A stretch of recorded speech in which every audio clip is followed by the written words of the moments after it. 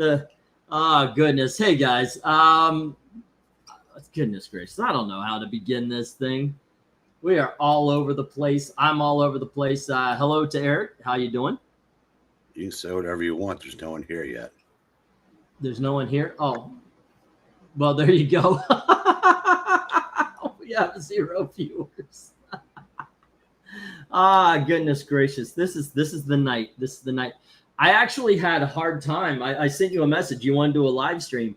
And we had some time. So I sat down, watched the rest of Gen V. And then I came over here and my computer didn't work.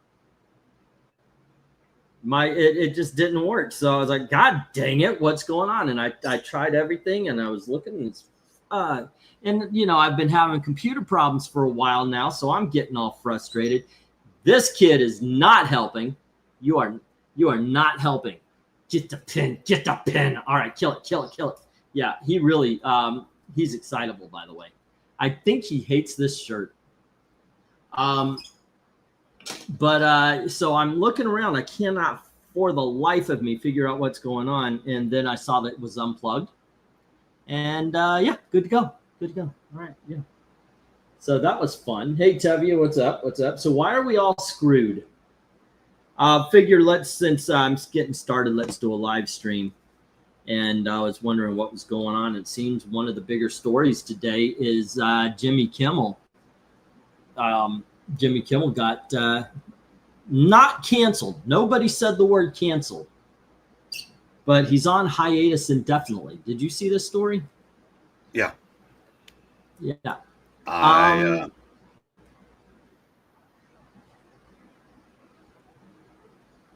Go ahead. Yeah.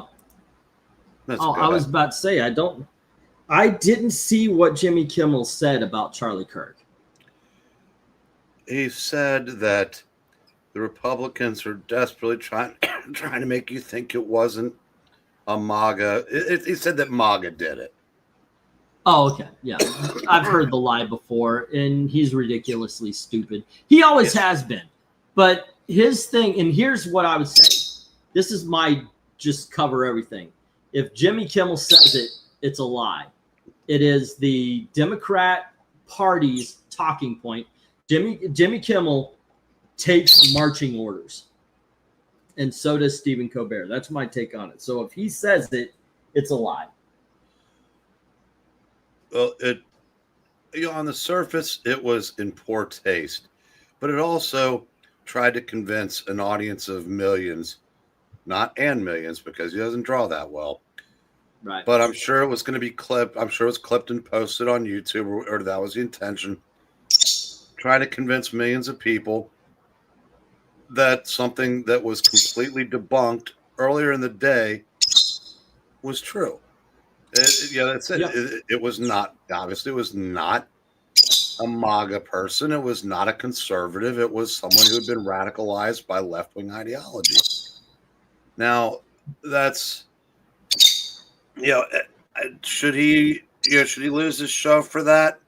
I don't know. But, I'm of two minds on this, because the right is becoming as bloodthirsty as the left was when it comes to getting their scalps. And part of me says, well, it's about damn time. Yeah. And the other half of me worries that they're going to go too far, because it becomes a beast that can't be sated. You can say the same about the left. They've been like that for years. Well, that's the thing. This happens over and over again, and you can see it on social media. And this has been for at least 10, 12, 15 years now that I've been a part of Facebook. I think it's been 20 years since Facebook and all that kind of stuff.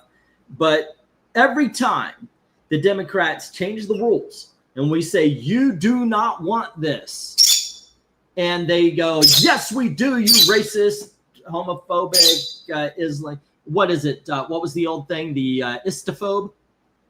And they throw that shit in our face. And then something happens where we get to turn the tables. And they do the whole thing. But I thought you were against what we did. Well, you changed the rules. And that's what happened. I did not want the rules to change on this because I do believe in free speech. The thing is you have no free speech at work. And that's the thing. The owner of the company, they get to say who represents them, who is their employees. So if you are saying bad things and that company doesn't want that to be, and especially with somebody like Jimmy Kimmel, he is the face of that channel's late night. He or Stephen Colbert. So you want them shut the down if they are going to make you look bad. And the whole Charlie Kirk thing, a lot of people are on our side are correctly going, we're done. We're done. This is it. I've been saying this a long time about a lot of stuff. We should be done. In all honesty, we played nice. We tried to play by the rules. We tried to get them to play by the rules. They didn't. And then they killed one of the best of us. If you actually watch, don't do like the Democrats do and just talk about them without watching. But had you watched his videos, you would have seen the measure of a very patient man. More patience than I would ever have, for sure. I watch these videos and stupidity spills out of these college kids' asses. And I'm over here yelling at him. And he is very calmly engaging with them. Milo Yiannopoulos has been trying to capitalize on all this. Oh, you didn't want him. Now you've got me. Okay. Well, he was doing this before Charlie. Well, he was. But the thing is he's not wrong. Milo Yiannopoulos pretty much was a prick. He was our prick, but he is a prick. He was not Charlie Kirk. You still have Matt Walsh, who talks to people with respect. You still have Ben Shapiro, who talks to people with respect. But they do not have the God-given patience that Charlie Kirk had. So when I see these people talking about how we should be this, we should be that, I think, no, you got rid of the guy who would have done that for you. And now you're trying to drop it as an ideology. You got rid of him. As an ideology, you're trying to separate yourself from it. Somebody said something. I think I told this before, but I'm going to say it again. Somebody said something about if we resort to violence and we do the same thing that they did, we would be just as bad as them. And my response is yes, but it would not be nice to know that a couple of them are going to be missing at the victory party. That is what modern day is turning me into.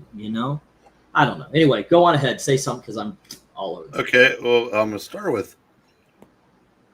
Okay, so we're all out celebrating that Kimmel is off the air, but here's the thing: none of us were watching it in the first place. Yeah, it's true. It's like we always criticize people. Said, when what used to be called SJWs would complain about things that they don't consume because they want it to be, for them, just in case they change their mind or figure out how to pirate it. Okay. Oh, sorry. Go on ahead. No, go ahead. Finish. This is your me. I was going to say that one thing we do have to suffer through is the clips on YouTube. I don't know how many. If I watch a Republican pundit, I get recommended somebody on the left.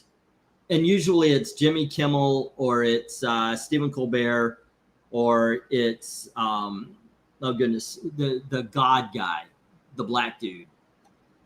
It just, anytime it's somebody on the, I always get, and community notes and all sorts of stuff along with it. So there you go. But yeah, you're right. I don't watch Kimmel, and I don't watch who's the other guy that I get? Seth Meyers. Never watched Never watched one Seth video. Meyers is a prick, which is unfortunate. Like I said, because his two favorite hobbies are baseball and comics. He's me. If I were wait a minute, if I were a leftist prick instead of a right prick, but. So like I said, so we're celebrating somebody getting pulled off the air that we weren't watching in the first place, but we don't need 2-3 million people hearing an absolute falsehood when that's what pretty much got the guy killed a week earlier. Yeah, were false, premises and taking things out of context, or them you listen but you hear something entirely different. Now, that's. I said, but I'll tell you something I've seen. I saw a thread earlier tonight that really annoyed me. Showed a picture of this girl looking through, those like Nickelodeon type telescopes that you go look out over cliffs and stuff. And they'll be like on shorelines and whatnot. Showed this lady looking through one, and Kimmel comes up behind her and he's gyrating and he's like, bending down by her butt and licking, making licking noise, blah, blah, blah. Then he stands up, and I see Adam Carolla standing next to him, because this was from the Man Show, back when you could show stuff like that. Back when you could do before people got all up in arms about blackface, because he did that too with the Karl Malone thing. He was doing a bit. I don't like when the right goes into the Wayback Machine to find things, because if you folks on the right didn't have a stick up your ass in the early 2000s, you were laughing at that Kimmel sketch, because it was probably followed by girls on trampolines. Do you remember that? Yes, that was something that was in every show, and it was pretty self-explanatory. It was, I don't understand what was sexy about it, but yeah, I do remember that. Well, some people like see big boob babes jumping on a trampoline. Yeah, but the trampoline takes the momentum, so you don't get the flop and all that kind of stuff that you would. But the point being is that, can anybody laugh anymore? I mean, as I said, Kimmel has done plenty since he converted, since he, went from Man Show to turning in his Man Card to become a network shill, that we don't need to go back to when he actually was cool. Because he was at one time. That guy's long gone. Mm-hmm. And I would say after this, I'm not sure he and Adam Carolla are still best friends, which they were able to maintain for years. I saw an interview with Adam, and he was saying, no, me and Jimmy are good friends still. So Jim is saying Candace Owens is more of a classic liberal, possibly a Kennedy Democrat, but she doesn't have Charlie's tolerance for stupidity. And that's what, not a lot of people do. I think a lot of modern day conservatives are more what would have been a classic liberal. I think we have gained a lot of that kind of thing. So Dave Rubin comes immediately to mind. Mm-hmm. God, no, there's I'm waiting for Bill Maher to finally just go, you know what? It's not gonna happen. Never, but he doesn't. He's already there. Ideologically, he's already there. He just has to have that switch. Well, it's okay. He's also a classical liberal who, but still finds. He is who he is. I loved his line the other night when he was talking about having a conversation with a leftist. He goes, "We both voted for Kamala. Yeah, you're the reason why she lost." And I don't know what he. I don't know why he would have thought that was a better choice, or if he's just too wedded to his political affiliation. But he does point out how far the Democrats have gone to the left, and I think he would be a perfect candidate for a third party if there ever was one. I would say, so. But, that's But I It look was at the lead Trump's singer to Smashing Pumpkins. Billy Corgan. There you go. That was Yeah, they were on. He was on Club Random the other day. Yeah. That's. I like that line also. We both voted for the same person. You're just the reason they lost.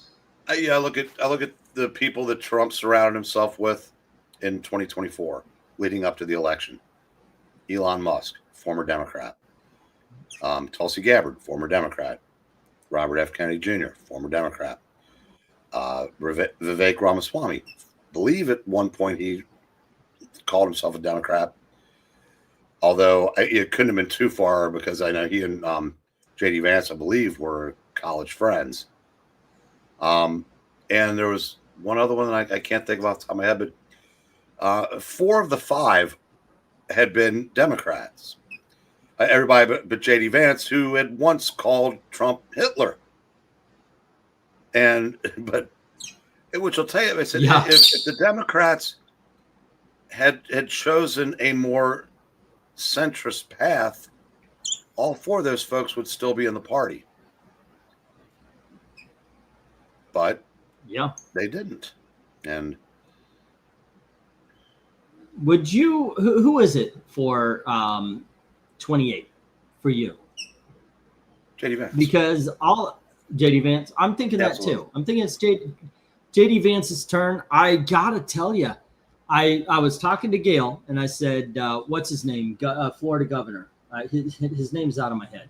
Ron DeSantis. DeSantis. I said DeSantis he's committing political career suicide, going up against Trump. I said this is Trump's election, nobody else's. I disagree. I think it was. I did not. I thought it was his time to go. It's his time to come back. And I think that the way that DeSantis went after Trump, I mean, everybody else, like I thought it was. Oh goodness, Vivek Ramaswamy had the greatest line when somebody asked why you over anybody else, and he says, "Well, first." I'll before I tell you why me over everybody else, we have to understand that anyone up here on stage would be better than another 4 years of Biden. I think we needed that, and DeSantis didn't have that kind of rhetoric, and I think he committed political suicide. I think what the lineup you just gave is the lineup that a lot of people would want. I think JD Vance, Vivek Ramaswamy right after him. I'm hoping that people don't have a great memory or do have a great memory for the shithole this place had become with the Democrats. But let's just, reality says give it 20 years and we will forget about it. I mean, for sake, what was it, 25 years ago, we had the greatest terrorist attack on American soil. Yeah, and now they're talking about putting fucking Muslim as a fucking mayor. So, I don't know. 20 years from now, everybody's going to forget, and maybe the Democrats come back into power. No, I think, unfortunately, Mondami, his rhetoric works on low information voters and people that can afford him. Everybody else is going to be screwed. Well, everybody's going to be screwed, but it's who it's resonating with. But as far as, let me get back to DeSantis for a second. The reason why I don't think it was political suicide is, it gave Trump some healthy competition. I don't know that Nikki Haley, even though she when it was all 3 of them, I think she was getting Democrats where they were allowed to vote in open primaries. But DeSantis, kind of lit a fire under Trump, gave him something. Trump needs a foil. And I don't know if Nikki Haley would have been enough of one.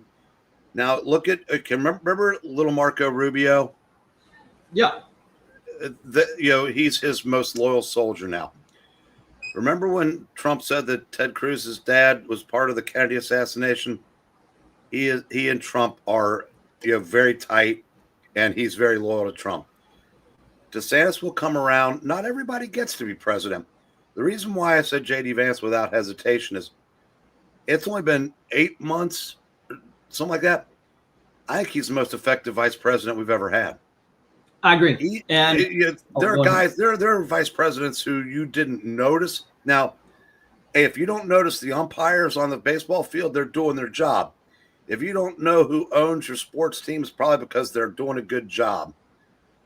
But to have a vice president that's out there front and center, basically functioning like a President 1A, as long as I approve of the job that Trump is doing, there's no reason to believe that JD Vance wouldn't be my pick going forward.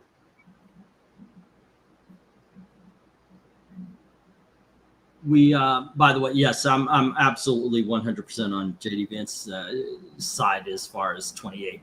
I like the fact that nobody gets him. There is no gotcha moment with JD Vance, and barring something way out of left field, I just don't see it happening. I feel good about this team. I feel good about Trump Vance. I don't think that they are out to screw the American people. I honestly, everything I have seen from everybody on that team, they are looking to improve this country. And you can I honestly, for the first time in a long time, believe that. And by the way, if you guys haven't been watching it, watch the Kash Patel. What's going on? It's he's talking to Congress and everything, and it has been wonderful because he's been calling out corruption from every congressman that's talked to him. He's been calling out their corruption and what he knows because he's with the FBI now. You were about to say something? Can you hear me? Yeah. Mm-hmm. Okay, I actually was testing to see if you were delayed because you're getting fuzzy and breaking up a little bit again. This fucking computer. Yeah, and the other thing I like about Vance is you can go up to 99.9999999% of the populace and say JD Vance is smarter than you. I mean, he is just really, really, really smart. And by the way, where is Nikki Haley? I know she's kind of disappeared, right? She kind of has. Maybe she was. I saw her pop up when her cartoon, the South Park episode, came. Is that still on? By the way, I heard that they pulled the Charlie Kirk thing, and somebody got, the Republicans are mad. They pulled the. No, we weren't. Charlie Kirk loved that episode. Keep it on.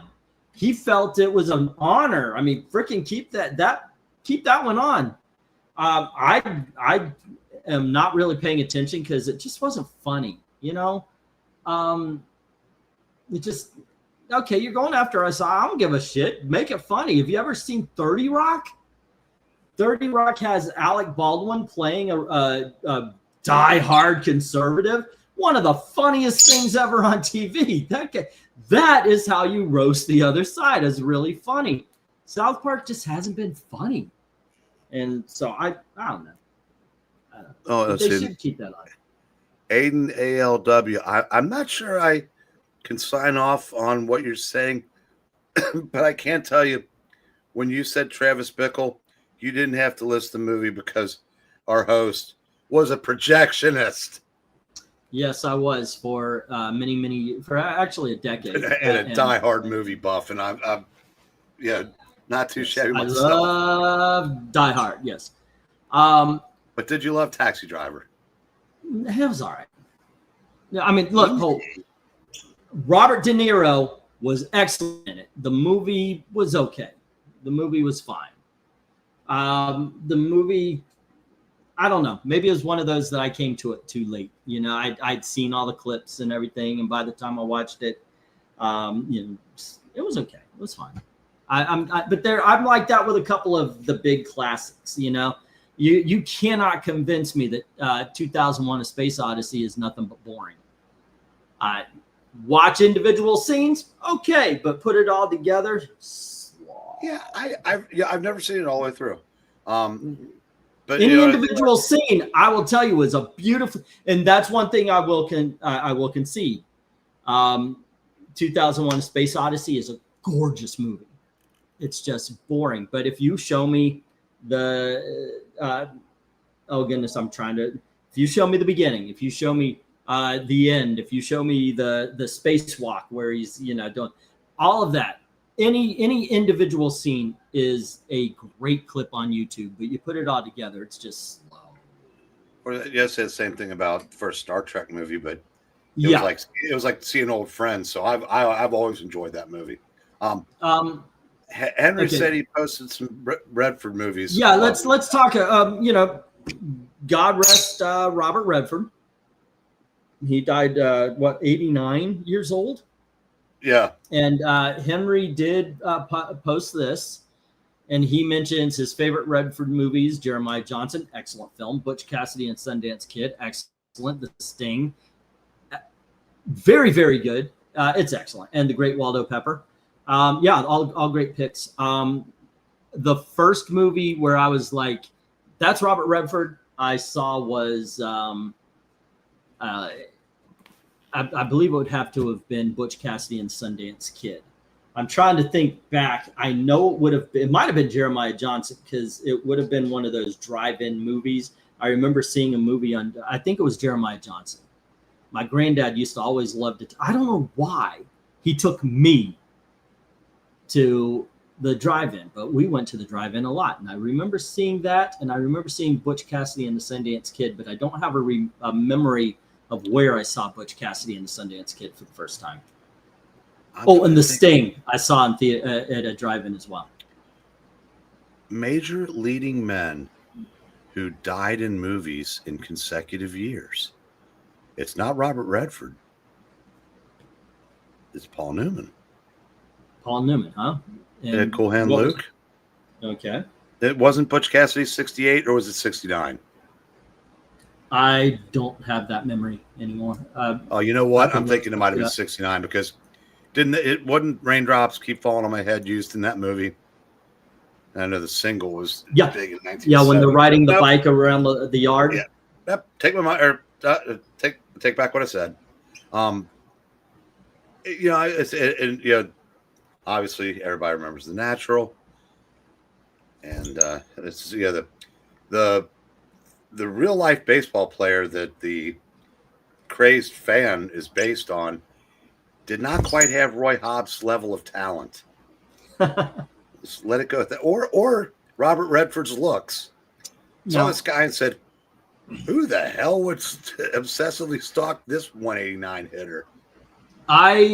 If I were to pick my favorite Robert Redford movies, and this, by the way, Captain America doesn't count. It has to be a Robert Redford movie. Okay, he's got to be the front and center. If I were to pick my favorite Robert Redford movies, it would be one of those situations where I say something and then another one pops up. Okay, but five favorite. Butch Cassidy and the Sundance Kid would be number one. Probably The Sting is in there.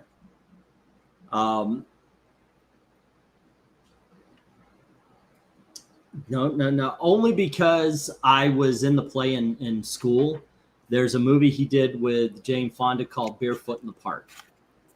Love that film. But once again, I love the film because of the play. I think it's a really good play. The Natural is in there. And then in 1990, I know it was a very lefty film, but I believe it was 1990. He did a film called Sneakers that I just loved. Yeah. The worst. Oh, go on ahead.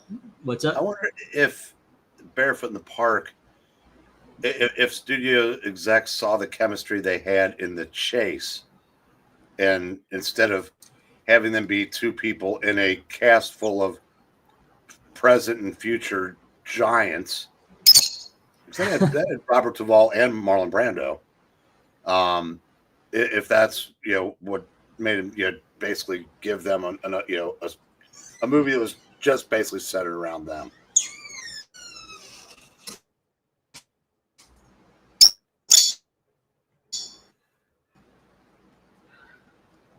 Hello? Oh, I think I'm blanking out. Yeah, I think you are. Hello?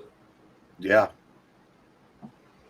Okay, I'm back. All right. I wasn't even asking, are you out? No, it's me. I know.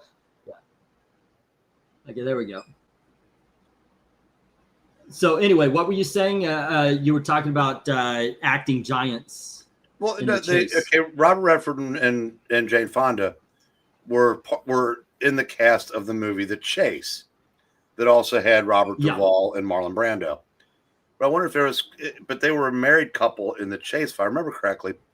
And I wonder if that gave a studio the idea to build a movie around the two of them. Because didn't they do another? Didn't they do Electric Horseman? Wasn't those two again? Was that No, yeah. Jane Fonda in that? I think it was. Electric Horseman. That is in the 80s. I pulled up the IMDb, and Electric Horseman I know is in the 80s, 63. Man, he's been around forever. I thought it was 79. Electric Horseman was 1979. Yep, 1979. Man, I remember that being one of the first movies I saw on.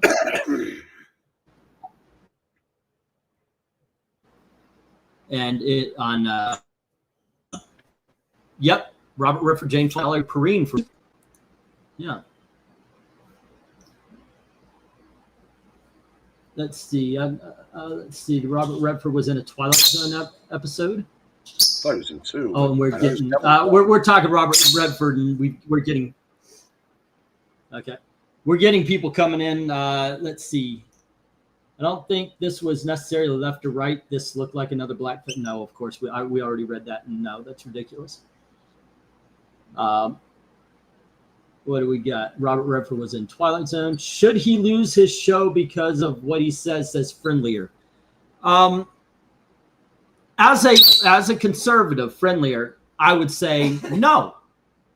But the Democrats changed the rules on us for the last 10 years.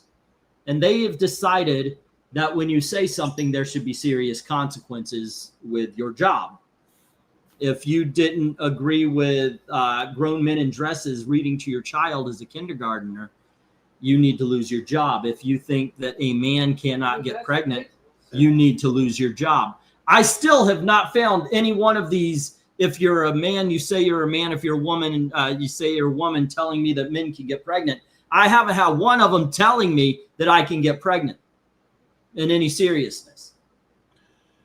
They never go, yes, of course. If you say you're a woman, then you can get pregnant. Because that's not what, of course, that they mean. But there you go. Okay. Much as I like a good, political roundtable. Yep. We've transitioned into a movie stream. Movies. Okay, yes. There we go. All right. And I would prefer to keep it that way because it's the best way to not alienate any of our new viewers. And adding the Star Trek comic that you have up there, I'm going to shill for E because E keeps popping out. That was part of a cover ranking we did last night, which we do 4 nights a week, where we take 12 covers and rank them from 1 to 10, and then pick a winner at the end of the night and send it on to a bracket challenge that we run like a Sweet 16 in the NCAA tournament. It's a lot of fun. We usually do it on Wednesday nights, but the people that make it even more fun can't be here tonight. So you get 2 crabby old men talking about movies. We're the old curmudgeons, so we're the Statler and Waldorf on exactly, because we're like, it's a 10, move on, and the others like to do voices and all that kind of stuff. But did you see who was in the chat? No, who was in the chat? Con lives. And there you go. So okay, let's shift then. That's why I mentioned So Long Jimmy Kimmel, Hello Gen V, and Other Stories. I watched the first 3 episodes of the 2nd season of Gen V. For those of you who don't know, it's the spinoff of The Boys. I enjoyed the first season enough. I figured, okay, I'll give it a try. And I'm liking the show. I actually like this season better than last season.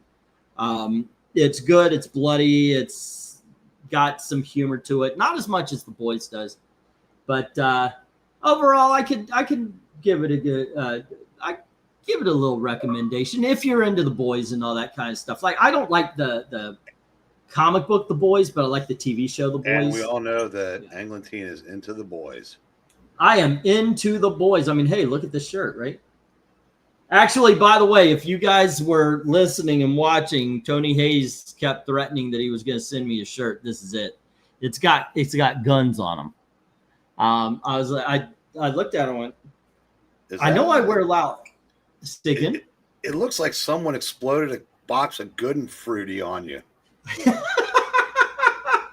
Oh, there you go. Well, Eric just says this shirt looks like somebody exploded a box of Good and Fruity on me. Yeah, there you go. And everybody under 40 is going, what the hell is he talking about? Yeah, well, my thinking when I first opened, I went, I don't wear a lot of gun stuff. I mean, like, my loud shirts are flower, Mickey Mouse, and birds. So there you go. But I appreciate it. Thank you very much for the shirt. Yeah. I only saw the first 3 episodes of the first season of Gen V, and I haven't seen the last season of The Boys. Not a big fan. I know some people are turned off by the whole Trump allegory. You know, Homelander is all of a sudden Trump.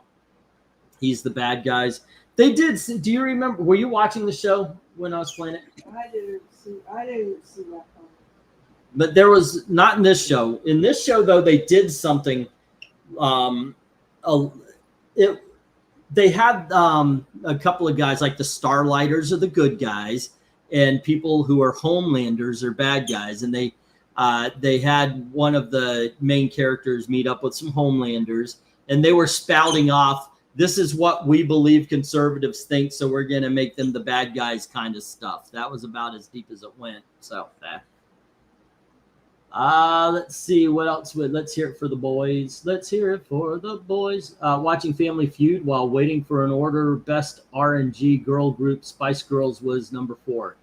Says R&G. What is R&G? Rhythm and what? I don't know what that is. Let's see. Aiden is saying All the President's Men, 3 Days of the Condor, The Candidate, all good Redford movies. Yeah. I was looking, I knew I would forget something, so I looked up IMDb, and I'm reminded of Brubaker, which was also very good. The prison warden, right? Yeah. Okay. It was, yeah, there's he's been in quite decent films. I've just noticed he was decent in them. Yes, he was a crazed lunatic leftist, but you know, so long as I'm so used to that, by the way. Oh, go ahead. Well, no, I was going to say that, I realized, but based on all the really big time movies of his that I haven't seen, I've come to the realization that I was just never really that big of a Robert Redford fan. Yeah. And probably my 2 favorite movies of his were the 2 that he teamed up with Paul Newman, who apparently I'm a much bigger fan of because I've seen pretty much all of his big ones. And Henry, I'm a Cincinnati sports fan. That's just another day. And like I said, being a Cincinnati sports fan is, I'm Charlie Brown, and Cincinnati sports are Lucy in the football. So it's just another, That can do it. Yeah, it can. You know, at some point in time, I had to admit that I was a Kevin Costner fan. I always thought, except for Silverado, every time he was acting, he was very kind of wooden. And and the same thing happened with Hugh Grant. You know, it's Hugh Grant. He always does these romantic comedies and everything. But then I realized I like every one of them. And with Kevin Costner, was the same thing. He did Dances with Wolves. He did The Untouchables. He did Silverado. And then it just kept going. He did, what was that, 3,000 Miles to Graceland and 3 Days. And he just kept doing great things. And I just, you know what? I like Kevin Costner. Yeah, he did indulge himself a few times. I love The Postman. But I love The Postman for what would be all the wrong reasons. Didn't he do Waterworld too? Oh, great film. Yeah, that's a really good movie. That movie is somebody made that movie. Like you couldn't think that movie up. Somebody had to go on ahead and make it. And it was just somebody greenlit Ishtar. So that's every 10 or 20 years. Waterworld to me, it like the first time I saw it, it was very much on a visceral level. I don't like to think. I don't like to bring my brain to the first time I see a movie a lot. If it's an action film, if it's a big summer blockbuster, I'm going to sit here. You're going to entertain me. If my brain turns on, you might be in trouble because then I'm going to think about all of the fallacies and all of the illogical nonsense you're throwing in to make your science work. You don't want me to start paying attention. Just entertain me. Sometimes it works. Sometimes it doesn't. And I'm like, oh, God, this is no. But Waterworld is a great brainless film. Yes. The Postman is an underrated movie. Same with Waterworld, says Aiden. I agree. I just went through it. Kevin Costner is good, but his movies are too long. Sometimes. I agree. I'll tell you, one of my favorite things he was involved in is the Hatfields and McCoys. Have you seen that? I saw excerpts, but I did not see the actual. Oh my gosh. It is like an 8 episode. Every episode is like 2 hours though, or an hour and a half. But it is so good. I do recommend that. Waterworld at the time was the most expensive movie ever. What's up, honey? Did you ever think about putting a paper bag over that bottle? You'll lend some authenticity to. Maybe make it look like I'm actually drinking alcohol. Yeah. Why not? If I take the T markings off, it could look like bourbon. Yeah.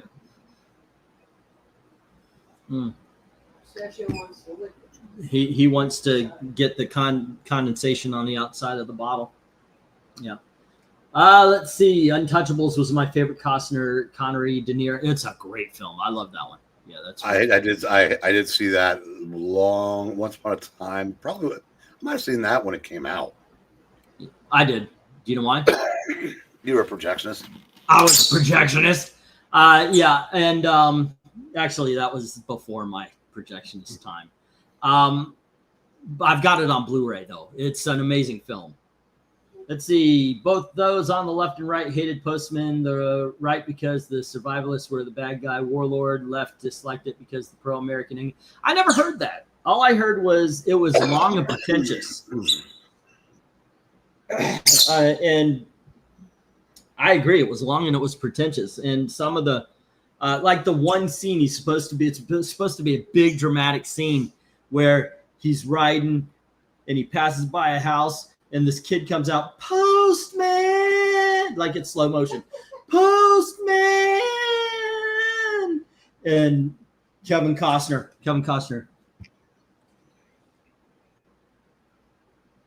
reels back the horse, turns around, riding the horse there, and Postman! And the kid holds out the letter, and Postman leans over, snatches the letter, and holds it up while he's riding. Yeah, one of the worst and best scenes of all time in movie history. You know what would have made it so much more dramatic? If he'd been wearing a shirt that looked like a good and fruity exploded on it with a bird on his chest. See? I make everything better. Now you guys are getting it. You're the opposite of Adam. Let's see. I never heard the left and right angle thing, though. Dark Admiral's agreeing. Hatfields and McCoy is great. It really is good, by the way. Postman is Mad Max, but with hope. There you go. Chris G, you can say whatever, but there are consequences. That's part of freedom. Well, the thing is, I said this earlier, Crystal, is we all have freedom of speech when it comes to government. You have no freedom of speech when it comes to your job, unless you're the boss. Even around here, there's no slurs, and by that I mean, like, if we have a black guy as a guest here, that'll never happen. No, I'm just kidding. If we have a black guy on as a guest and he used the N-word, I don't care. You're out. If anybody uses white as a pejorative, you're out. We had a gentleman that was part of Comicsgate come on. A lot of people didn't like him anyway, but I never had any problem with him. Came on, used the word for English cigarettes to put somebody down. I'm sorry, you're out. That's my one unbreakable rule: no slurs. So yeah, you just don't have that. You don't have the freedom that you do in work. All right, Robin Hood with Costner was campy fun. I agree, and yes, I also appreciate the fact that he had no English accent to sustain. It was like all over the place. And can I just say that I appreciate what you just said, because yeah, being on these streams sure feels like work. Thank you. Actually, it does sometimes. Then say it on the letter, return to sender. Let's see. They fired a professor for posting Charlie Kirk objectionable quote with zero commentary. I think he has a good lawsuit in this case. Well, maybe. What I think is weird is a lot of people are taking stuff out of context. I will say it. I said it before. Say it again. When people who are saying the bad things about Charlie Kirk, people who have not watched Charlie Kirk, and what they come up to you with are CNN and MSNBC headlines. But in order to actually be valid, you have to come up with Charlie Kirk's words. And they are not going to find the words that they want if they're calling him racist, if they're calling him sexist, if they're calling him homophobic. He might not agree with somebody's lifestyle, but he doesn't hate the person that lives it. Can we talk about how much sense the other Eric is making right now? England team needs to pay Eric Breen. Who? On both counts. All right. Well, actually, I shouldn't say how much sense the other Eric's making, because if I did get paid, that's what it would amount to. Yes. All righty. Let's see. To be fair, I'm not sure any movie Robin Hood had an English accent. Didn't Errol Flynn didn't have a Robin Hood an English accent? Oh, Disney. The Fox had an English accent.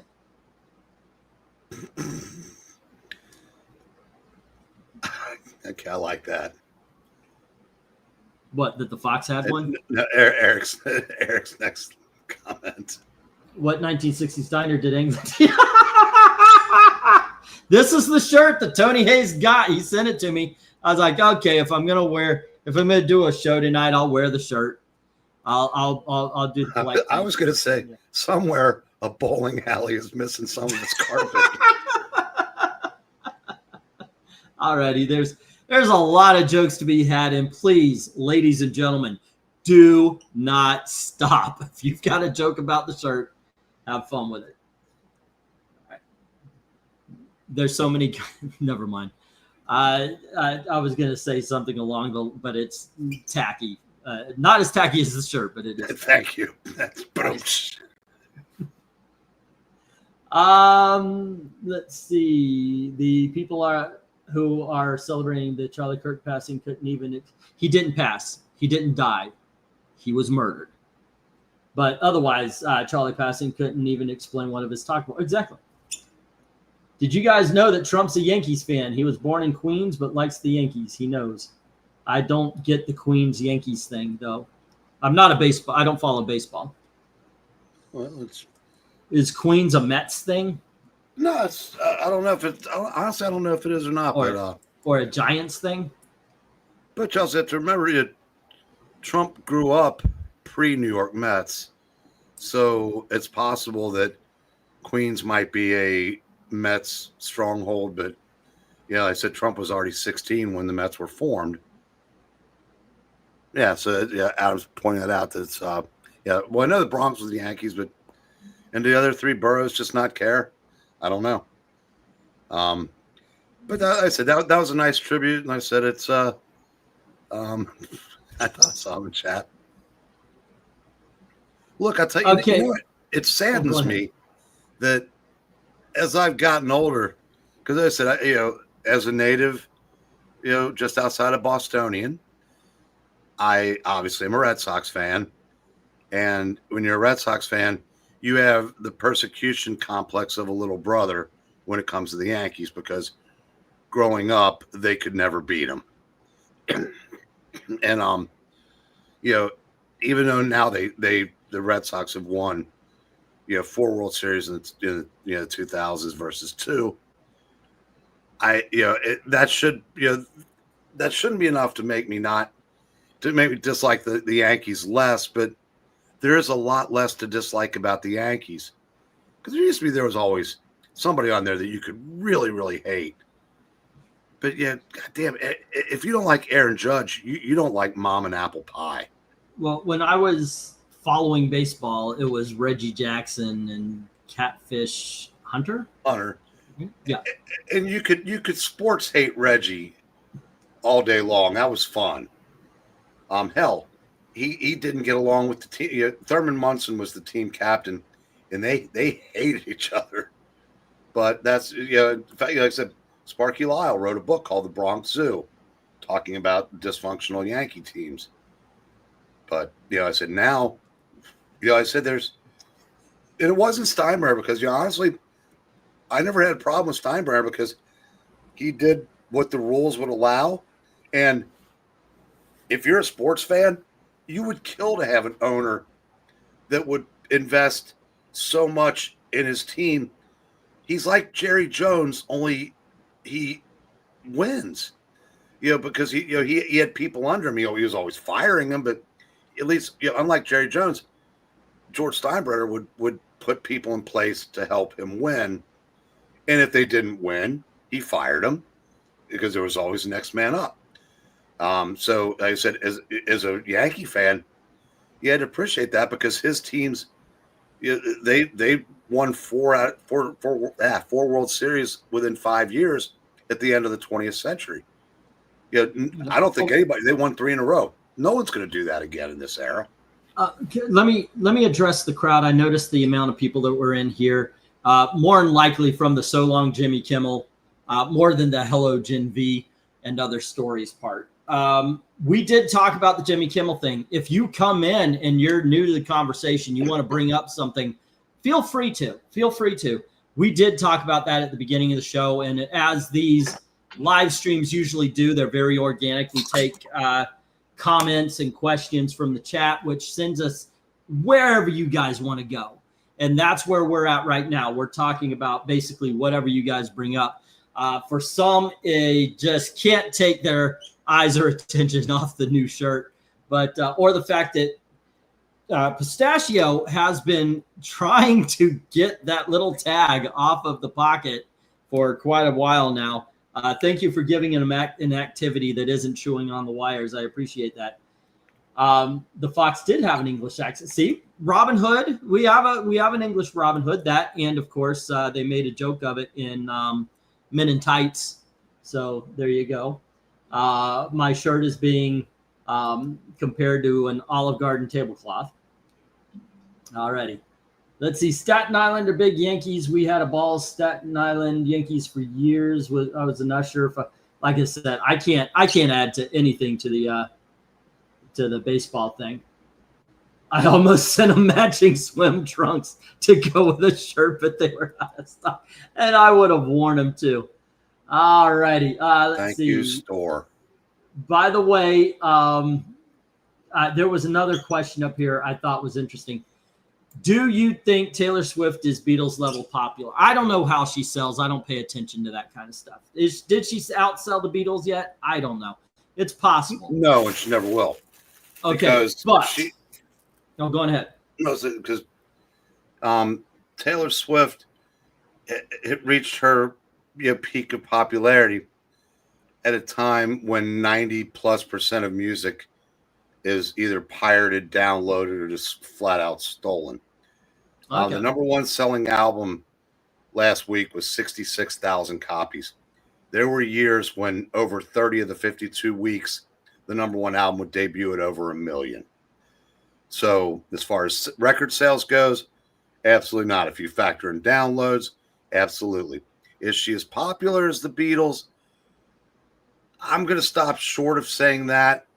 But as far as like cultural phenomenons in music, I think you can say Sinatra, Elvis, Beatles, Michael Jackson. I'm going to concede that one in Taylor Swift because she's bigger now than I thought anybody would ever get in a download streaming world. So that's my 2 cents on that. Mine would be no, and it might be unfair. It might be unfair, but it's the same thing when I heard people arguing Michael Jackson versus Beyonce. Who's bigger? Michael Jackson. Michael Jackson will always be. Maybe the Beatles are bigger than Michael Jackson. They were. Maybe Michael Jackson is bigger than the Beatles. But nobody is going to be bigger than those two. It's like nobody's going to be as great a musician as Prince. The same way nobody is going to be a better Superman than Christopher Reeve. What they did to perfection, and they became cultural phenomenon. And I agree with you. Taylor Swift is huge, and she's on that Mount Rushmore, but nobody will ever have the cultural impact that the Beatles did or Michael Jackson did, or, there's very few people, Frank Sinatra, there's very few people you could say changed music. And Taylor Swift the others did. Taylor Swift is as big as you can be. Now she has the advantage of social media. It's so much easier to see and be seen. However, they weren't messing around. They got Family Feud on ABC. But like she can sell out stadiums back-to-back nights. That's Beatles territory. I'm not sure. I'm not 100% sure Michael Jackson could have sold out a 55,000 seat stadium 2 nights in a row. But the Beatles, like I said, okay. But Taylor Swift also, there's so much more competition for your eyes, ears, and your money than there was when the Beatles were around. So for her to be as big as she is, it is a phenomenon. I mean, hell, 25 years ago, Britney Spears was the biggest thing on planet Earth. Taylor Swift is so much bigger than Britney Spears ever was. Beyonce was never in a conversation if you're going to talk about that. It's pretty amazing how big a deal Taylor Swift is, and and I would say more people like the Beatles music because I'm pretty sure just about everybody did of a certain age. Yeah, but Taylor Swift has a much wider fan base than you would think. Well, I know this. People subconsciously know the Beatles. You've heard them somewhere. I couldn't tell you 2 Taylor Swift songs. I bet you could. Tell you one. I've never listened to any Taylor Swift, but I know I'd recognize more than one. Oh, no. I'm telling you, like right now, I cannot name two Taylor Swift songs. Okay, but if somebody played that "We Are Never Ever Ever," that earworm, you'd go, "Oh yeah," and shake it off. Is that Umbrella? No. It's the same riff. I think it probably came out of the same songwriting factory. Even though I know, "Shake It Off." "Shake It Off" is the one song that I could name because that was on constantly when we were taking the kids to the mall and such like that. But yeah, like that one says we are never, ever, ever, ever getting back together, because that's what she was known for before she just completely exploded, was writing breakup albums. I heard that, but I never heard the songs. And I saw something on X yesterday. AI or someone asked Grok or whatever to describe what Eve looked like, and it was Taylor Swift. They said, so I guess Eve's gonna do a breakup album about Adam. Yeah. Let's see. If I said that when I see a white person at a job, I think they're stealing a slot from people of color. Wait, hold on. Okay, here's one way to determine if a comment is racist or objectionable. Flip it around. In order for this actually to happen, you would have to have DEI or affirmative action for white people. What he was saying, by the way, he wasn't saying anything about black people. He wasn't. Listen to what he actually said. Don't listen to the headline. Like I say, you got to find his words, because what he was saying is it puts a doubt into it. You know, and he has, and I have seen the videos themselves, talked to black people or black kids in college that don't know if they're there for their skill or because of the DEI program. And that is a true crime. And that was his message. He wants people to not have that doubt about themselves. He wants people to not look at a black guy and who is more than likely qualified to be there and not have that doubt that DEI puts into it. Merit is merit. Boom. That was his message. It was nothing about black people can't have the skill or anything like that. It was about the program itself causes doubt. And that was what the racist part of it was. It wasn't that it was that DEI in itself is a racist program. Okay, anyway, go on ahead. Let's get the next one. Oh, I'm trying to scroll down to the bottom. Holy crap. Yeah, a lot of Taylor Swift talk. Go on ahead. I want to say one other thing about Taylor Swift. I said the Stones, I mean, the Beatles had their Rolling Stones. Yeah. Taylor Swift does not have I don't know what I mean, there's no one close. I mean, you know, like right now, I don't know, Chapel Row and Sabrina Carpenter, Olivia Rodrigo, and I couldn't name any songs of any of theirs. But, you know, people knew the Stones just like they knew the Beatles. But I said Taylor Swift is she's basically just at the top of the mountain, and there's no one close now. Yeah, I guess I'm not. I got to tell you, I am that old guy who has given up on modern music, and I gave it up decades ago. And that's not to say something hasn't creeped through. You know, I listen to what the kids are listening to sometimes, and it'll be like, okay, that's cool. But even then, that's 10, maybe 15 years gone. Something called Tokyo Hotel, or what's the other one? The Black Parade band.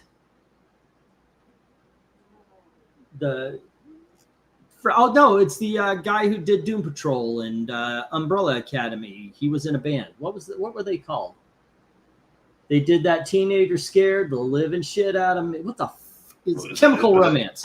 Chemical Romance. Yeah. My Chemical Romance. Okay. Yeah. I listened not your Chemical Romance. My Chemical Romance. Okay. Yeah. Yes. I listened to Fun, and then they got into Tokyo pop and all that kind of stuff, K-pop and all that kind of crap.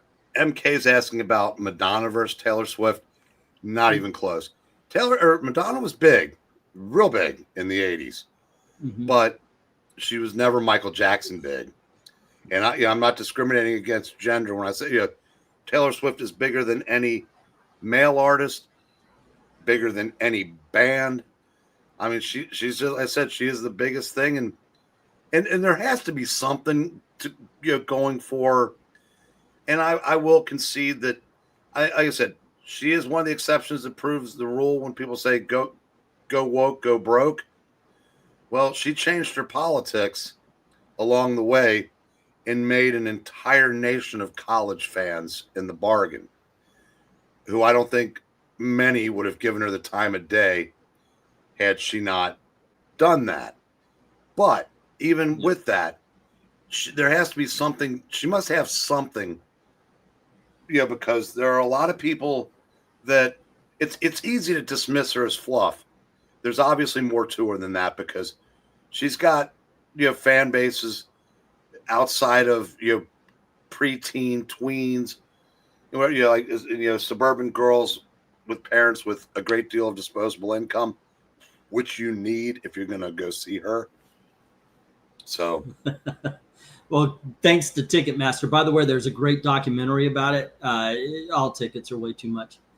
I think most people drop current music around age 25. Yeah, it's about when we started having kids, and yeah, I can't link my YouTube channel to my TV anymore. YouTube is going nuts.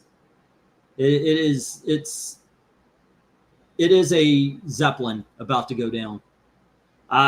Let's see. Rhaegar, when you said Black Parade guy, I was thinking Al Sharpton. Well, he is the greatest singer ever.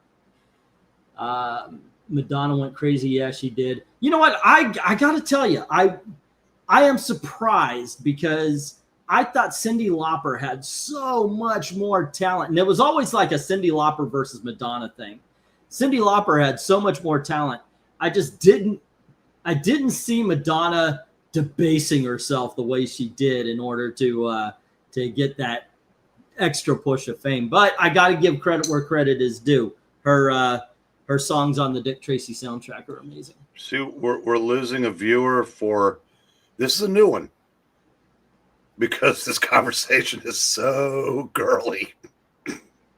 Wait, what? Well, change the conversation. Give us something to talk about. I said, go right on ahead.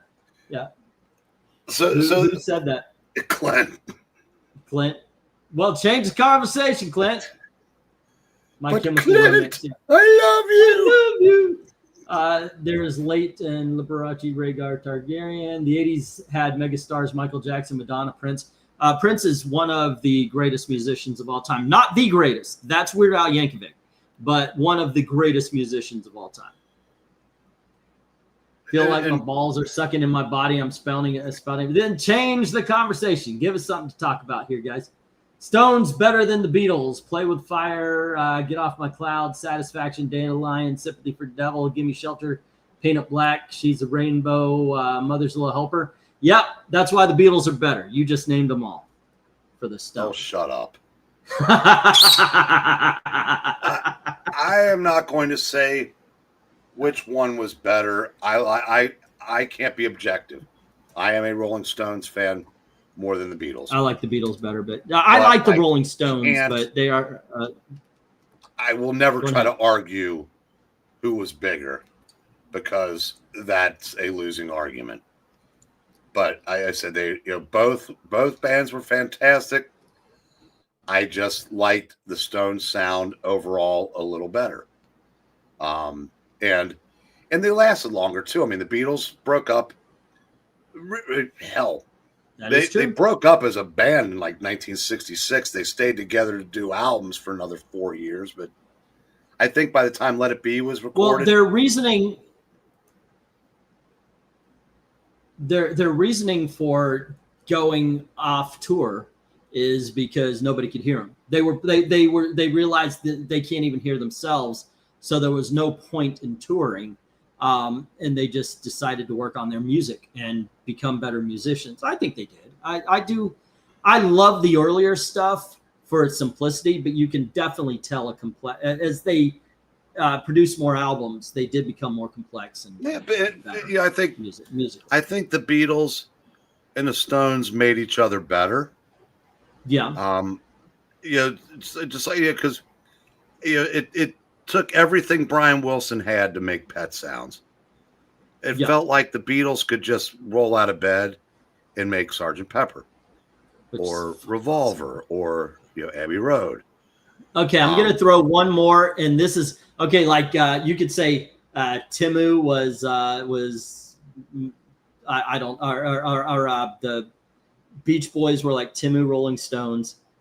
I would have to say, what's the band you like? The brothers all died. Bee Gees or Timu Beatles. They were fucking awesome. And it's the same thing. They were just buried. They were just flat out buried by they did great songs. I mean, they're a great band. They just got buried by the Stones and the Beatles. I stand by that. I used to be on the Bee Gees hate out, but Gail kind of opened my eyes to their music. Their first album is in the ballpark with anything that the Beatles or the Stones made. But they didn't sustain it. I mean, I like stuff from the second and third Bee Gees album, and honestly, I liked Main Ingredient, or was it Main Course, the one with Nights on Broadway. It was the one before Saturday Night Fever, but yeah. But I guess they're pretty awesome. I don't know. Um, Don't get England. Oh, I'm sorry. Go ahead. Finish up. no, you go ahead. Eric and Boyd saying, don't get England teens started about the Kinks and the Eight Men. And I think that's because I think I'm sophisticated because I'm living my life like a good Homo sapien. But all around me, oh goodness gracious, I'm going to screw this up. Everybody's multiplying. And they're walking around like flies, man. I don't know. Okay. You're going to force me to start reciting the lyrics to Gorilla, You're a Desperado in a minute here. Because compared to the flowers and the birds and the trees, I am an ape man. I'm an ape man. I'm an ape man. Well, I'm an ape man. Everybody. All right. No. Okay. No, it's one of my. Okay. I know Rolling Stones. I listened to the albums. Wasn't grabbed like you were, but I did have Hot Rocks. I listened to it. Favorite of the greatest hits from Rolling Stones, or top 3 favorite of the greatest hits. Top 5. We did 5 Robert Redford. We'll do 5 Rolling Stones. You talking Rolling Stones songs? Yeah, off their greatest hits album, not some obscure stuff, but something that. No, I'd have to look at it. Time is on my side. I can't get no satisfaction. Mother's Little Helper under my thumb. Actually, I could do that. So because I'm actually looking at the screen right now. Here we go. This is Hot Rocks. This is my education, my real entry into Rolling Stones. I had my uncle's albums, but I didn't like the music. But then I got Hot Rocks, and this was my. Okay, I'm gonna do it this way. 3 favorite slow songs: Okay. Heart of Stone, As Tears Go By, Wild Horses. Okay. God, I mean, everything on this is awesome. Now three harder songs. We'll do 6, 3 and 3. Okay. Give Me Shelter. Let's Spend the Night Together. Sympathy for the Devil. I mean, it's hard to choose. It's just, there's not a bad song on here. I would have to say probably my favorite is Can't Always Get What You Want. As far as you're right about Wild Horses and As Tears Go By. As far as the harder songs, the faster songs, Paint It Black, Sympathy for the Devil has to be on there. And I'm looking at these and I'm wondering, am I going to go for it? Because it's, Satisfaction. So those would be my 6 off of it. Those are some excellent songs. You're right. There's not a bad. I mean, it's the greatest hits album, but it is. There's not a weak one on there. And there was a follow up to that. More Hot Rocks. I mean, it's just I don't know. Like I said, it just there's something about that. I don't know. Maybe it's I'm not a fan. I'm not a blues fan, but bands that incorporate just a little bit into their sound, I like. Just like I'm not a jazz fusion fan, but Steely Dan used it in their music, and I loved Steely Dan. It was like a little of it went a long way, and I said it. I just like I said, Beatles were bigger. I liked the Stones better. I didn't say the Stones were better. I said I liked them better. Yeah. I'm more of a Beatles fan than a Rolling Stones fan. I've got the albums and I can actually listen beginning to end on every album, which is something I couldn't do with Rolling Stones. I just got distracted and it didn't really grab me until it was whatever hit song I heard. I never disparage them or anything like that. Let's see. Jim saying his depressing music moment was when he was channel surfing on the radio, found great music, Crew, Def Leppard, Poison, and then found out it was an oldies station. I know, right? I remember in the 90s, I was like, why aren't they playing the good stuff anymore? And it's like, okay, you're 28, dude. They're not making music for you anymore. I heard Elvis Costello in the bank one day, and I said, oh, fuck. Yeah, when you start hearing it as Muzak at the grocery store, it's like, well, it's all downhill from here. now, some stores actually play good music, but it's still, like I said, two places you don't want to hear your favorites, in a bank or on an elevator.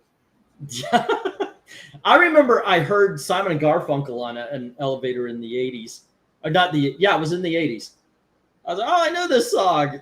Yeah, Eric, I said, the first three Elvis are my favorite first three albums of anybody. And it was something off of one of those three. I can't remember which one it was, but it's like, yeah, that's. By the way, I used to have this attitude so much. Aiden is saying you can't stand the Beach Boys falsetto doo-wop sound. It wasn't fake. They really did that, but they can't do it anymore. We went and saw them. They went to Epcot, did a concert there, and they actually had young people hitting those notes. Let's see. Henry saying 19th nervous breakdown, 2,000 light years from home, jumping jack flash, last timing Latine, you forgot to say the et cetera, et cetera. Well, once again, we were pointing out the hot rock stuff, the very famous stuff. Street Fighting Man for Droon, Rumble. I love Heartbreaker by Dionne Warwick. It was a Bee Gees song. Yeah. What is Heartbreaker, honey? Oh, okay. Okay, yeah. Gail comes home one night and she goes, I bought us tickets to go see a concert. I'm like, really? What concert? What were they called? See if you remember. No, she doesn't remember. But it was a Bee Gees cover band. I was like, okay, I'm gonna go see it with my wife. We'll have a good time, I'm sure. Staying Alive. Okay, that's yeah. And we get there. It's a small auditorium. It really looks like if you've ever been to a park and they have a community center where everybody could maybe have a party or something. It looked like that. It wasn't a huge thing. And these guys come out, middle-aged men in the white suits that they would wear, and they proceeded to just blow the fucking roof off. It was a great concert. And all they did were Bee Gees songs. They even did Grease because that was written by the Bee Gees. And it was sung by Frankie Valli, though, right? Yeah. But it was a great freaking concert. Loved it. Let's see. What do we got? Thank God he said like a good home. I like Dead End Street, Sunny. Oh, I love Sunny Afternoon. Celluloid Heroes, being a movie fan as I am, I love Celluloid Heroes. As it goes through, it basically talks about Hollywood Boulevard and all the stars' names and everything. Avoid stepping on Bela Lugosi because he's liable to turn and bite. But stand close by Betty Davis because she led such a lonely life. The Who, how do you think he does it? I don't know. How do you think he does it?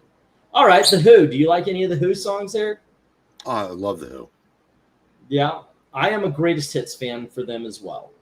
I listened to Tommy a lot. That was one of the albums we were given, and I loved that. But that's a collection of singers.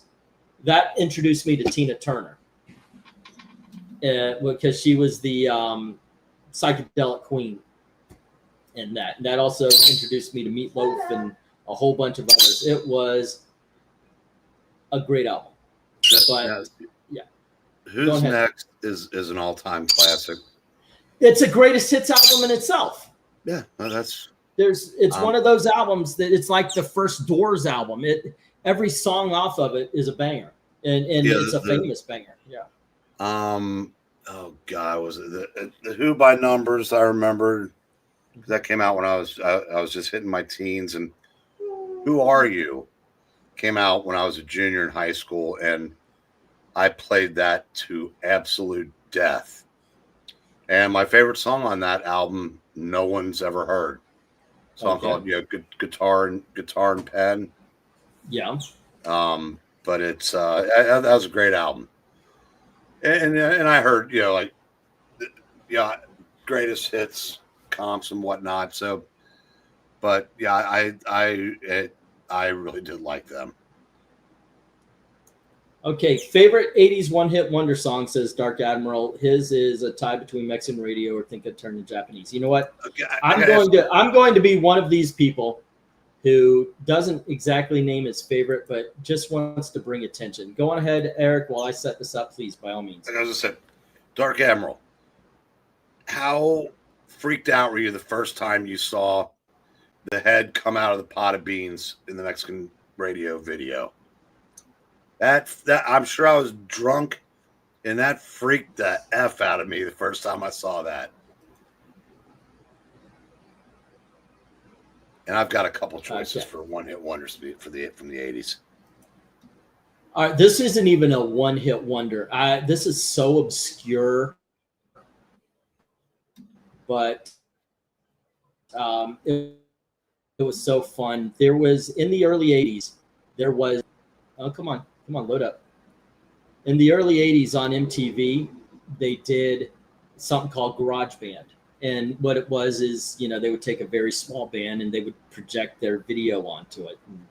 I might get a little in trouble for this, but here we go, guys. I give you the genius that is Dog Police. Let's see if it'll play.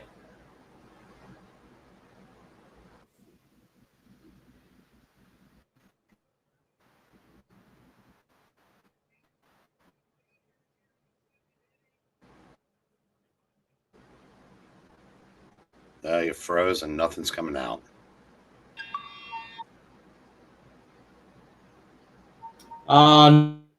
No. Oh. Woof, woof, woof.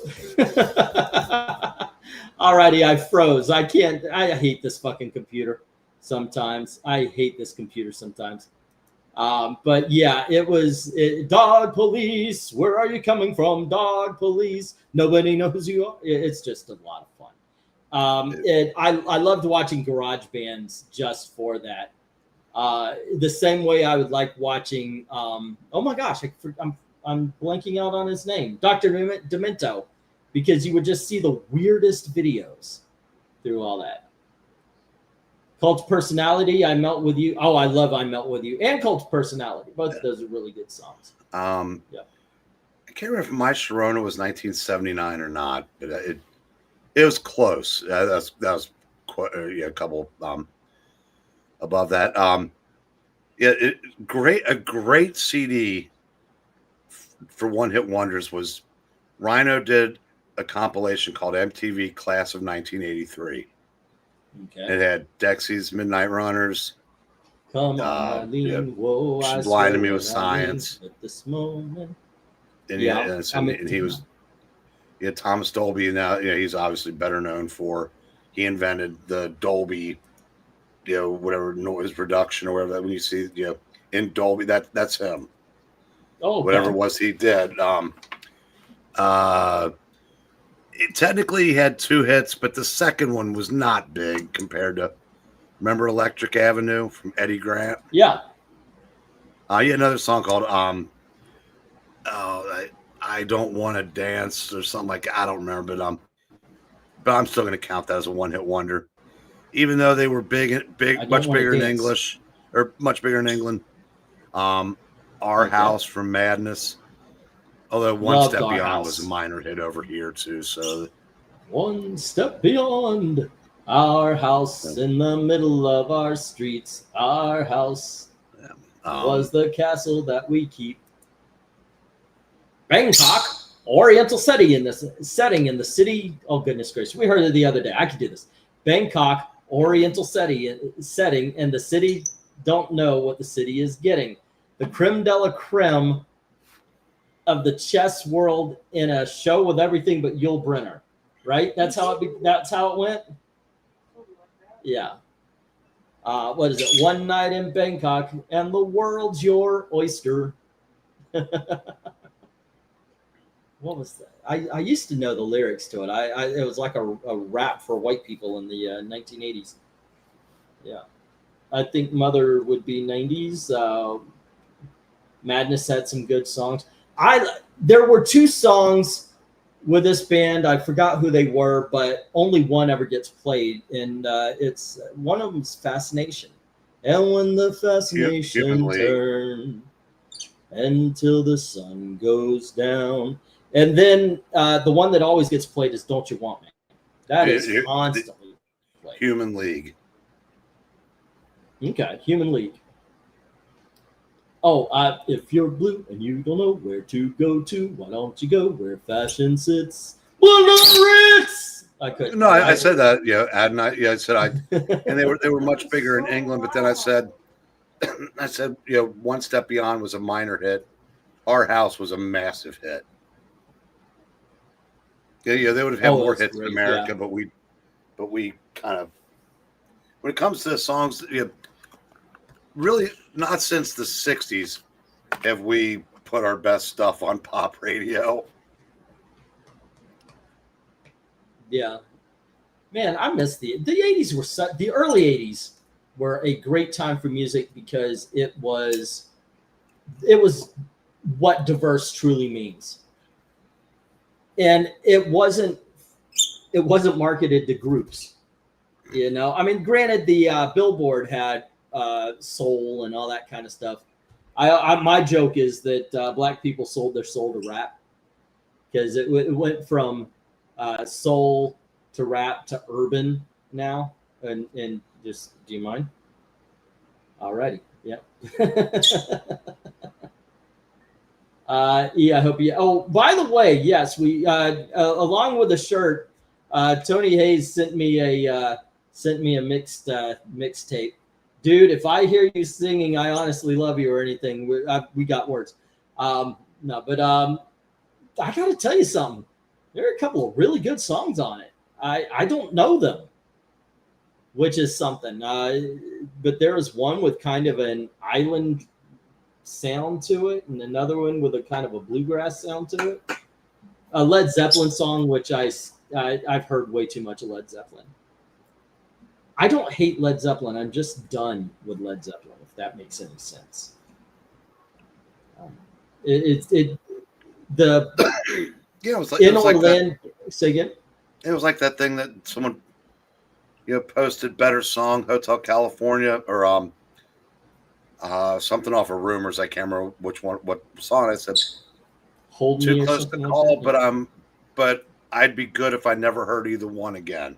Yeah, that's how I feel. Certain things that, yeah, that's how I feel about Led Zeppelin. I have heard it so many times, and I'm wondering, when can I go back? I keep testing the waters. When can I listen to Led Zeppelin again? I've got Mothership, and it's never been listened to. I want to. Like, part of me wants to, but when I put on Led Zeppelin music, except for there are very few songs that pop out. Going to California from Zoquo, I like. On occasion I can listen to Stairway to Heaven. Misty Mountain Hop, I dig on that. Cashmere's okay occasionally, but for the most time, I'm done. I've heard them. It's like at some point in time, it was like, you know what? Yeah, I heard. I'm done. I'm done with Led Zeppelin, and that was it. But in Orlando, they would break into the news program to play you a Led Zeppelin song. It's that's how it was down there. I don't need to hear Stairway to Heaven again, and I don't need to hear Freebird again. There you go. Ramble On. Yeah, I like Ramble On. Led Zeppelin is overexposed, says Joe. Led Zeppelin did that song from, I think that is Misty Mountain Hop, isn't it? Favorite soundtrack that probably only you love. Mine is the Shocker soundtrack. There was a movie starring Mark Wahlberg in 2000. It's called Rockstar. And I think that's a fantastic soundtrack. I have heard no one else talk about that, but I think it is a fantastic. I mean, this is easy for me because I could pop up any musical that a lot of people here wouldn't know, wouldn't care about. Like I had the Hair soundtrack. I just had a whole bunch of musical soundtracks, so I'm sure I could come up with something, but that's one of them. Now, if you did, was it Saturday Night Fever? That. But as far as soundtracks with previously recorded music, I guess Big Chill. That's a good one. That I learned Jeremiah was a bullfrog. What was that? Jeremiah was Joy a bullfrog. I found that, because my mom and dad loved the movie, and they played that soundtrack constantly. I love that song. Though I want to watch, now that I am their age, I want to, actually I'm older than they were at this point, but I've never seen it since I was a kid, and I want to watch it again to see if it resonates. Boy, you better calm the fuck down. All right? All right. It's the shirt. It angers him. You better calm down, okay? Yeah. It's the hat. It angers people. Oh, by the way, that's something else coming out. Next month, Ryan Reynolds' documentary about John Candy is coming out. I am so looking forward to that. John Candy is one of those actors I think it's hard not to like him. Let's see. Clint says he's done with Zeppelin too. I find to air Plant's voice can be grating when he tries too much to sound like a black woman singer, too shrill. All right. Let's see. I'd never tire of Led Zeppelin, but I have to be in the mood, says Eric and Boyd. Probably Sweet Wani Mama for that Island song, says Tony Hayes. Yeah, I don't know the names of them, but yeah, some of the songs have been really good. A couple of them I know. I appreciate you including Say. I haven't heard that in decades. Yeah, one of the advantages of working in record stores for 3+ decades is when you're exposed to so much, you literally don't have time to wear things out. So some of the bad, I say I'd be fine if I never heard these songs again. But I didn't hear them as much as others may have, that every time I turn on an oldie station, there's that song. Every time, like like I said, you may, and this is the days before you could go just say, Alexa, play this, but you own 500 albums. Well, I had exposure to, 5,000 at any given time because there was that many used records in the store to choose from. So we never played any one thing enough to truly burn it out, which is kind of nice because there are very few things that I am absolutely burned out on for this lifetime as a result of that. And most of them, I was already there before I started working in record stores. So to Eric and Boyd, all I have to say is when the moon is in the 7th house and Jupiter aligns with Mars and peace aligns the planets, then love will steer the stars. This is the dawning of the age of Aquarius. Now you, Gail. No? Okay. All right. I'll leave Gil out of this one. Judgment Night's good. Why is Give me a Kel head the with lucky hair. one? Wasn't marrying you, but I mean, Well, yeah, she did that, and that's enough torture. Oh, I like both, but there's something more enjoyable about the German. Oh, 99 lift. You know what? I like Rock Me Amadeus in German just as much as I do in the original. Blues Brothers and Wayne's World were better soundtracks than Fame. I love the Blues Brothers soundtrack. oh, That is she caught the Katie is one of the. It's just amazing. I can listen to that anytime. the Blues Brothers album I like better. Oh, with the briefcase full of blues. Briefcase Full of Blues, yeah. I Yeah. used to be able to do the Yep. entire intro.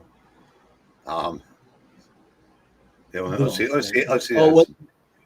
Good evening, ladies and gentlemen, and welcome to the Universal Amphitheater. Well, here it is, late 1970s, well, 1985. You know, so much of the music we do is pre-programmed electronic disco music. They would never get a chance to hear master bluesmen practicing their craft anymore. And I can't remember the next line. There's something. But Charlie Kirk, I know that leads Blues, the into Blues Brothers. And then it leads into Hey Bartender. everybody. Is it Hey Bartender? I thought it was Yeah. Everybody Has Somebody to Love. Or No, no, I think that is the movie. That leads into the movie. In the movie, it leads to Somebody to Love. But I just remember yeah, another Hey Bartender. You're wonder. right. Yeah. I can't even remember who. Falco. Remember them? Dirk Yeah. Commissar. Dirk I Thomas, love that song. The in the Blues the Blues Brothers album, I bought it just because at that time when I was buying cassettes just for the experimentation. You know, all my friends were listening to heavy metal. I was listening to heavy metal, but occasionally I'd pick up something different. I want to expand upon my music, and I picked up the Blues Brothers Briefcase Full of Blues because oh no, wait, I'm going backwards.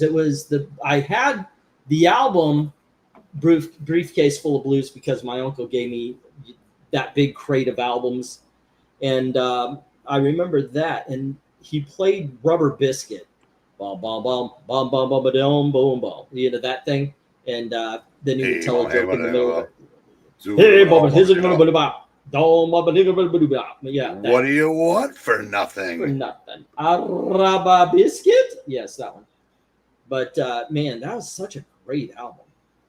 Yeah, and the soundtrack is really good too. I do recommend. A friend that lived up the street, his dad had a quarter barrel in the refrigerator and a pool table, and we would throw on Briefcase Full of Blues, drink his beer, and play pool. Yeah. Oh, there's a guy. I mean, you said that, and I just thought one bourbon, one scotch, and one beer. There's a dude who had one big hit and just a bunch of good songs. Well, George Thorogood. Yeah. Well, yeah. Someone asked him, "Why don't you write any of your own music?" He said, "All the best songs have already been written." Okay. Nobody asked that of like Michael Bublé or Harry Connick. Harry Connick did write some original songs, but he got famous off of the standards. Same as Michael Bublé. I mean, you might not have met him yet, but in all honesty, he made his bones off of singing the standards, same as Frank, and Dean. Well, Harry Connick kind of looked like he belonged in that era. I know, right? He wore that. Of course, he came from, I don't know where Bublé came from, but I know Harry Connick came from New Orleans, and he was playing the piano bars and all that, probably wanted to keep that look up and everything. Of course, I learned his music from the Harry Met Sally soundtrack. Queen also better than Zeppelin. That is a true fact. Aquarius, Let the Sun Shine. That is a great song. I also like the title song. And by the way, one of my favorite songs that goes through my head a lot is the I can't say the title, but it is sung by the black character. So if you look that up, song sung by black character in Hair. It is a power song because somebody called the black guy the N-word, and the black guy turns around and he owns it. He takes the power away from the bigot that called him the N-word by using it, because he's like, you call me that, and he goes through every slur, and he says, basically, it means black. How are you hurting me? by calling me black. And that was the point of it. I love that. That has been one of my favorite message songs that I heard in my entire life. But unfortunately, I only know white people who know that. So let's see, what are we getting? Admiral March here apparently gave one. The Crow soundtrack's it is a good soundtrack. Reservoir Dogs, Pulp Fiction, great soundtracks as well. I have both. They are good. Treat Williams is awesome. Yeah. Age Aquarius reminds me of the 40-Year-Old Virgin. Okay. Yeah, they played it at the end. Ram is a great Paul McCartney album. DJs used to give McCartney and Wings grief. Where I lived in Colorado, I always liked them. No More Lonely Nights. That was in the 80s, if I remember correctly, about 84, 85. My favorite post-Beatles album is George Harrison's All Things Must Pass, but I skipped the third jam disc. Can I put Traveling Wilburys as a post-Beatle album? No. I love the Traveling Wilburys. Those were some really, really good songs. I do think a lot of McCartney's solo stuff, well, McCartney and Wings, have aged better than Lennon's. Yeah. Oh, yeah. The more you listen to John Lennon's solo stuff, the more you realize he misspelled his own last name. Yeah, he definitely went off the deep end on the left side of the pool. Let's see if E remembers Aldo Nova. I honestly do not. Were they shoot that? No, ABC was Shoot the Poison Arrow. Aldo Nova. Nope. I know the name, but I wouldn't know. I can't remember. Yeah. I don't know if I'd know if they came and started playing. Like I know I wouldn't. Who did Stepping Out? He had two songs. Well, Joe Jackson, he's one of my favorites, but No, that's not what I'm thinking of then. Well, how does Stepping Out go? Stepping Out. Yeah, that's Joe Jackson. That's all I remember. Joe Jackson. Yeah, that's but all that's I not need the to song know. I'm thinking of. I think there was another song off of that album, but Is She Really Going Out with Him was a minor hit about 4 years earlier. But let's see, the Stepping Out, Breaking Us in Two was a minor hit. That's it. That was what I was thinking of. Who is that? Joe Jackson. Breaking Us in Two. That was Joe Jackson? Okay. Yeah, the album's called Night and Day. Yeah. And his first three albums were very, very, very raucous and angry and new wave / punkish and terrific. And he was a real musician. So he evolved over the years, and he got real into jazz. He made a classical album just like Elvis did. And the only difference is he didn't get to marry someone that looked like Diana Krall. Let's see. Anybody helping out with that? I took my dad's vinyl of Rocky soundtrack. I had the Tiger theme song. That was Rocky 3. Gonna Fly Now is the first Rocky. Rock Me Amadeus. The Wall is technically a movie soundtrack, right? Would it? No, I think the album came first. It did. So would you count The Wall as a movie soundtrack? I don't think I would. I think it's more of a movie based on a.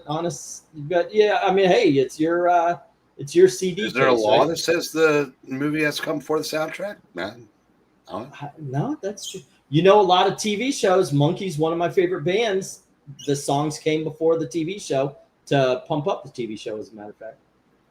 Fantasy and the second song on the tape were the biggest song. I love the fact that we're talking about tapes and cassettes and all that kind of stuff. Yeah, I'm not remembering Aldo Nova at all. Perfectly 90s. Let's see. I love Thorogood. Saw him twice as Dark Admiral. I'm way behind on these. Trent Reznor is doing good movie scores. Movie score is different than a soundtrack, though. Yeah, I get it. I get it. For movie scores, John Williams is obviously the best. But I do like Back to the Future. I mean, I forget. It starts with an H, I think. The guy does that. That's awesome. So is the Pirates of the Caribbean soundtrack. I used to listen to my parents' records sometimes. Captain and Tennille was actually pretty good. I do like Love Will Keep Us Together. Actually, I had a couple of good songs. Did you build your collection with Columbia House, BMG, or both? A little bit of both. Yeah. You send out for those first 12 and then you ignore them forever. I was still listening to basically what my mom and dad would buy for me in sticks. And my friends started getting into heavy metal. And I was like, well, let me hear some of this hard rock stuff. So I used Columbia House to get AC/DC's Who Made Who, which is essentially a greatest hits album. I got Jethro Tull, Lou Reed, and I got a Van Halen and some Pink Floyd, and I started listening to all of them. Lou Reed, God bless you, Eric. I know you love him. He had the oh goodness gracious. Take a walk on the wild side.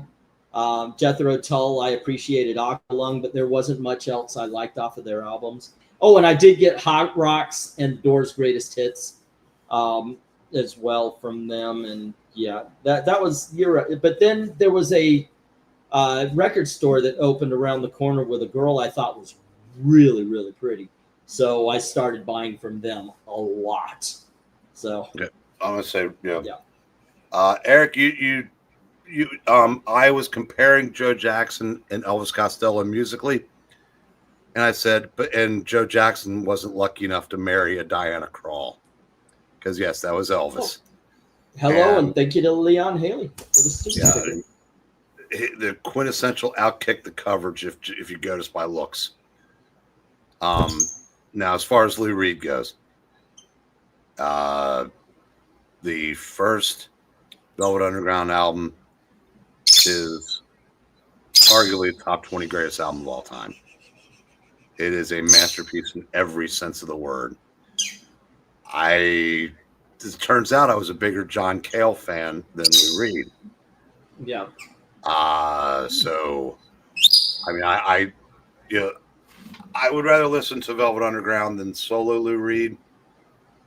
But now Jethro Tull, I really liked them up through, I think the album was called A. It was like 1979 or something like that. And I haven't liked shit since. So that's almost a half a century of I don't care. Yeah. By the way, Aiden, I hear a lot of people turning on hair metal. But then again, there were some people that loved it, myself included. I went to see a lot of concerts in the 80s. And some people just grew out of it. I got to admit, for a while, I did too. And a lot of people have turned on it, but I think it's kind of gotten a revival, you know?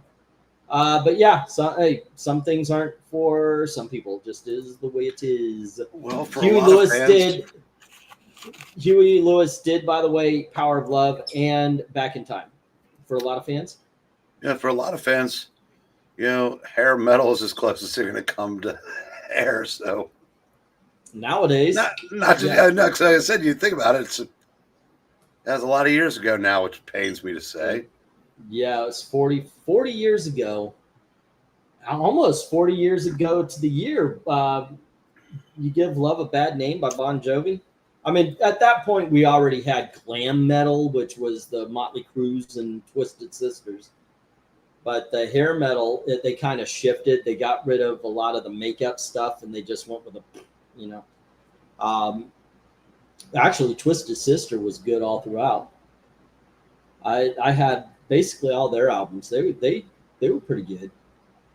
And I think there were a couple of bands like that kind of got grouped in just because that was the style.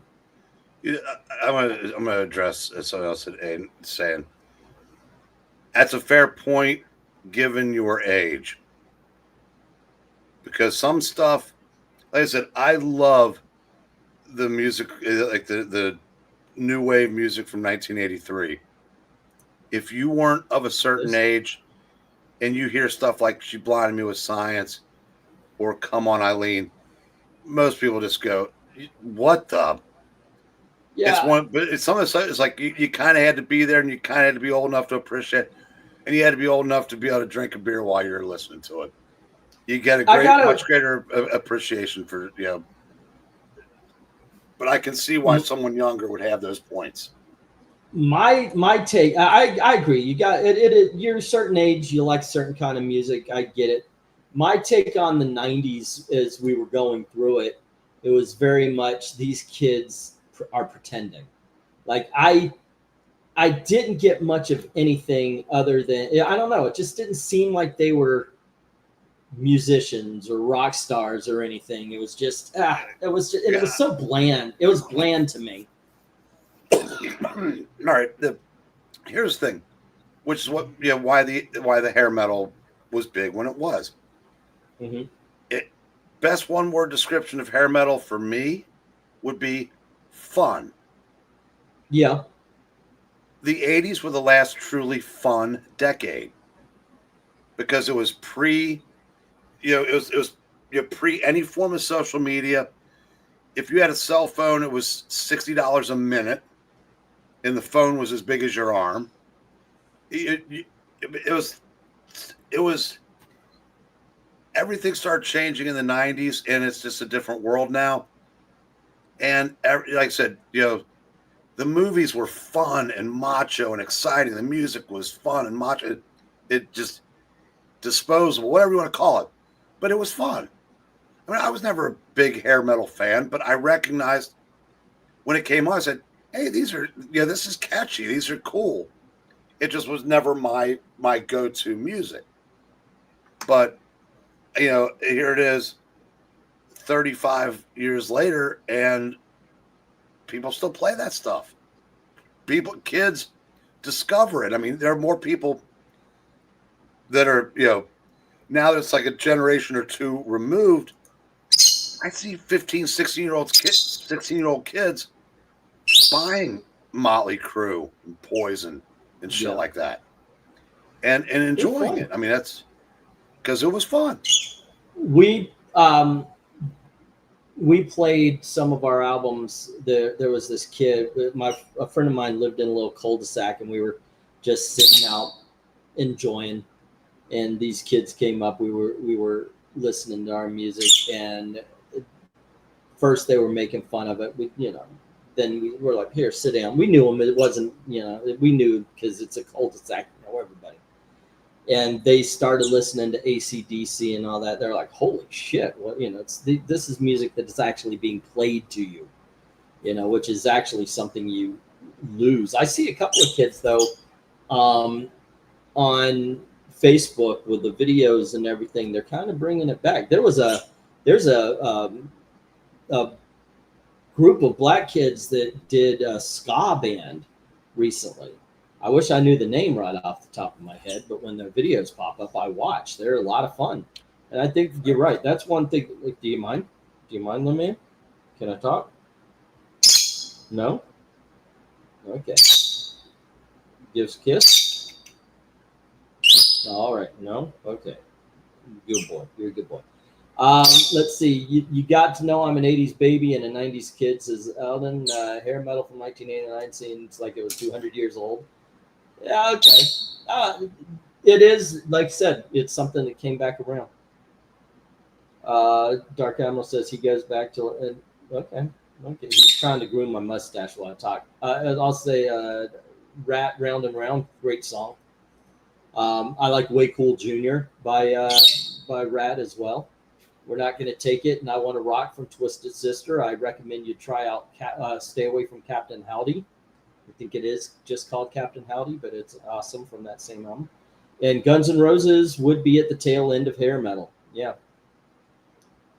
Am I wrong, or is the movie soundtrack hit for heavy metal the best soundtrack ever?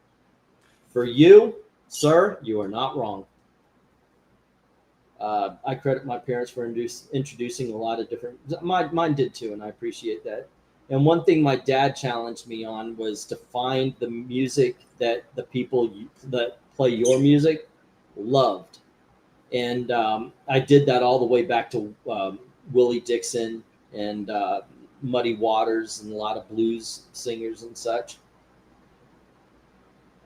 Let's see. The thing was, '90s wasn't trying to be rock stars or theatrical. I think that's one of the reasons why I don't care for the '90s. I like the big theatrical, which is also why I didn't like Styx as much when Dennis DeYoung left. He was the guy that made them theatrical. '90s was authentic for us. You were a brooding teenager. It makes perfect sense for you. It's why I didn't like it. It was just, meh. And who wants to listen to a brooding teenager when you're an adult? Let's see. Hair glam is for people who like England teen who don't know what metal is. Dude, don't fucking play me. I've listened to it all. Yeah, I've listened to it all. I'm telling you, there's nothing you can go, oh, wait, you've never heard this guy. Yeah, I did. Like I said, I experimented with a whole bunch of music. Not drugs, nasty. but a whole bunch of new music. Never heard of them. Then But, you I mean, haven't that's listened to them all. I haven't listened to them. Okay, I have listened to a whole bunch. I wouldn't know them if they came in, but I love that name. Yeah. And First time I I listened. saw one of their CDs, it was life changing.